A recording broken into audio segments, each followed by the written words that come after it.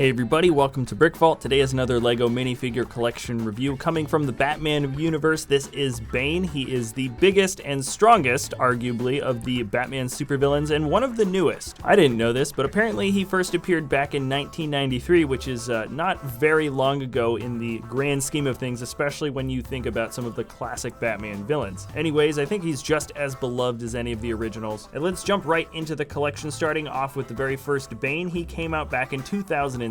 This wasn't part of the regular DC superheroes line. He came out in the original Batman theme, and his set was the Bat, Tank, the Riddler, and Bane's hideout set. The detailing for a 2007 fig is actually very, very good. We have some really high quality details both on the front and back of the torso showing off the belt, as well as a very intricate mechanical device that seems to be injecting the serum into Bane. The print also goes around to the back of the head, and we have a pretty classic look on the front of the mask that is pretty much what we're used to seeing from Bane in the comics. He's a particularly high quality fig that came out so many years ago and only in one large set. This makes him pretty collectible, coming out to 15 bucks. And then we don't get to see Bane again until 2012, and this is the first version of him that we got from the DC superheroes line. He appeared in the Batcave set, and the detailing for this figure is about the same, I would say, in terms of printing quality as the guy from 2007. It's totally different. He's no longer blue, but has a black base color, and the detailing for his belt, the apparatus on his back, and the printing on his face actually seems somewhat simpler. Not quite as much small line detailing, but I do think the print for the chest and showing the scars is a little bit nicer, or maybe those are popping veins. What really makes this guy a little bit more special, I think, is the fact that he comes with this neck bracket, and we have an actual build for this serum on his back. The color is just right with the lime green, and I'd say this guy feels a little bit more complete than the other Bane figs just because of this back build. He is $8, and then the next Bane came out the next year with the Dark Knight Trilogy. So this is the Tom Hardy Bane from the movie, and of course the detailing reflects that with the different type of mask. He's got the olive base color for the body and just plain old gray legs, no printing on the legs. I thought they did a pretty good job portraying this character, though the set he came out in wasn't very accurate to what actually happened in the film. This is from the Bat vs. Bane Tumbler Chase set, and this Bane sells for around $10. The next guy doesn't come out until 3 years later, and he is the very tiny Bane. This is the Bane from Mighty Micros. I think he came out in the Robin vs. Bane Mighty Micros set, and this version of him, like all Mighty Micros guys, is pretty darn simple. The printing is somewhat obtuse and very cartoony, but I do appreciate that once again they do have the serum on his back and the printing that matches up on the back of the head. He came with dynamite in his hand, and well, like all Mighty Micros figures, they're just a couple of bucks. And then moving from the smallest Bane to the very largest, the next year, this is the Big Fig Bane from the Lego Batman movie. This is arguably the best quality Lego Big Figure ever molded. For many years, a lot of the Big Figs were kind of a standardized mold where they would just switch out a headpiece or some leg pieces to kind of match up what character they needed, but this time there are a few other extra bits of molding that really do outline this character well. Most noticeably, there is that awesome bit of frill for the jacket that goes around his head. The molding also pops out to show the rim of his boots, the cargo pockets on his pants, his belt, also another little rim around the base of the jacket, and Bane of course has a totally different mold for his head, which is actually very close to what we get from the comics. The build for the serum feeding onto his back into the arms is really great. I think this is really the best Big Fig we have gotten from Lego. Also, this is really the only truly appropriate version of getting Bane. He always kind of belonged as a Big Fig, and I'm surprised that it took him so long to actually be produced as one. I think a lot of people also sort of agree with this notion. He appeared in the set Bane Toxic Truck Attack, which is a set that's actually very new even on the shelves right now. Its original price is set at $50, and Bane is already selling for $25, just the Big Fig. This price might settle down in a couple of years, but it also might go up. You don't really know. Anyways, these are the 5 exclusive Bane figs that have been released for Lego so far. If we were to get another Bane minifigure in the future, it'd be awesome to get a version of the guy from the Batman Forever movie. That Bane was pretty cool and also a bit disturbing with all those black veins running through the body. Alright, that is it for this episode, everybody. Thanks a lot for watching. Remember, if you enjoy our content, you can always like or subscribe, and if you have any ideas about another Lego minifigure collection we want us to do in the future, let us know in the comment section below. Alright, that's it. Thanks again for watching, and we'll see you next time